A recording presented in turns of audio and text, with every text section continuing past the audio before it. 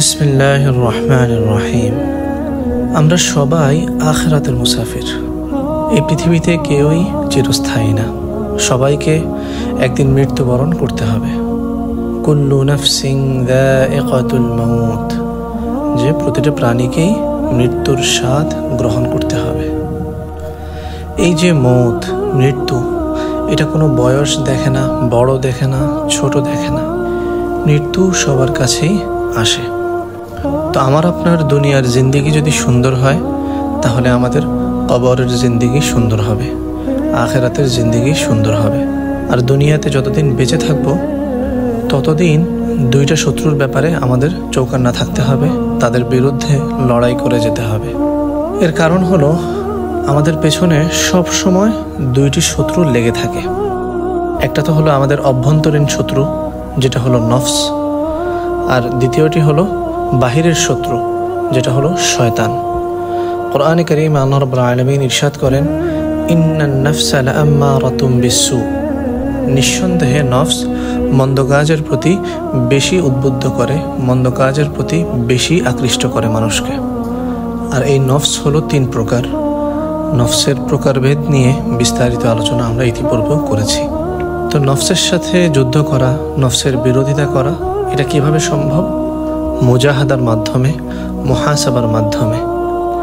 যে এই যে নফসে আম্মারা, খারাপ যে আত্মা রয়েছে আমাদের ভিতরকার, এটাকে নফসে লাওয়ামা বানানো। তো নফসের 3টা স্তর।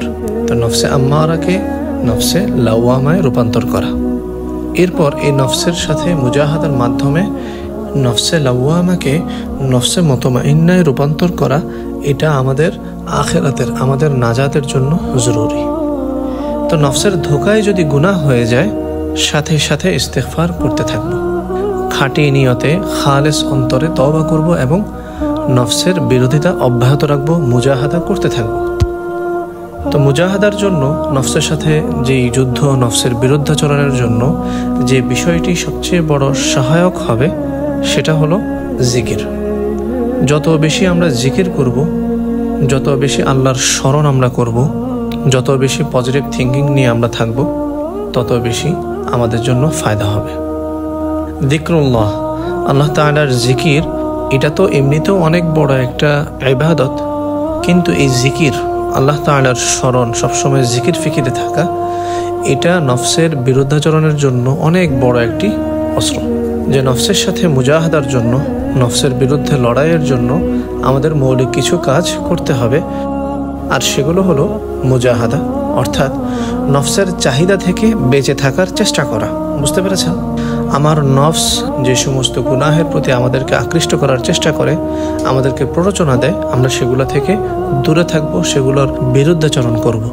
নফস যদি আমাকে বলে যে না, নামাজ আমি পরে পড়বো, আমি নফসের কথা অমান্য করে আল্লাহ সুবহানাহু ওয়া তাআলার হুকুম পালন করব, নামাজ সময় মতো আদায় করব।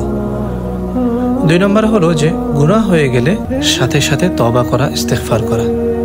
আর এই তওবা এবং ইস্তেগফারের মাধ্যমে গুনাহের কারণে যেই ক্ষতি হয়েছে, সেই ক্ষতিপূরণের চেষ্টা করা। 3 নম্বরে হলো আমাদের ভেতরকার যে সমস্ত সমস্যাগুলো রয়েছে, আমাদের মনের অন্তরের যে সমস্ত ব্যাধিগুলো রয়েছে, সেগুলোর চিকিৎসার প্রতি মনোযোগী হওয়া।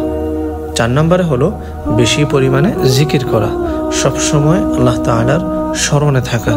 যে সমস্ত মানুষদের সাথে চললে সবসময় জিকির ফিকিরে থাকা যায়, তাদের সাথেই আমরা চলাফেরা করব।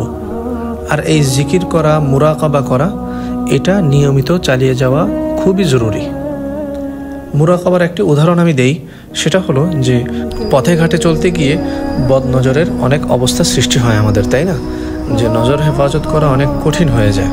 তো আমাদের যখন বদনজরের অবস্থা সৃষ্টি হবে, তখন সাথে সাথে এই আয়াতের কথা স্মরণ করব, যে আল্লাহ সুবহানাহু ওয়া তাআলা কোরআনে কারীমে ইরশাদ করেন, ইয়ালামু খাইনাতাল আয়ুনি ওয়া মা তুখফিস সুদূর।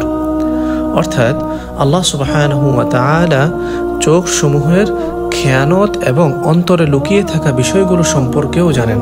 অর্থাৎ আমি আপনি যে বাহ্যিকভাবে যা করছি, তা তো তিনি জানেনই, সেই সাথে আমাদের মনের অবস্থাও তিনি জানেন, আমাদের চোখের ইশারাও তিনি দেখেন।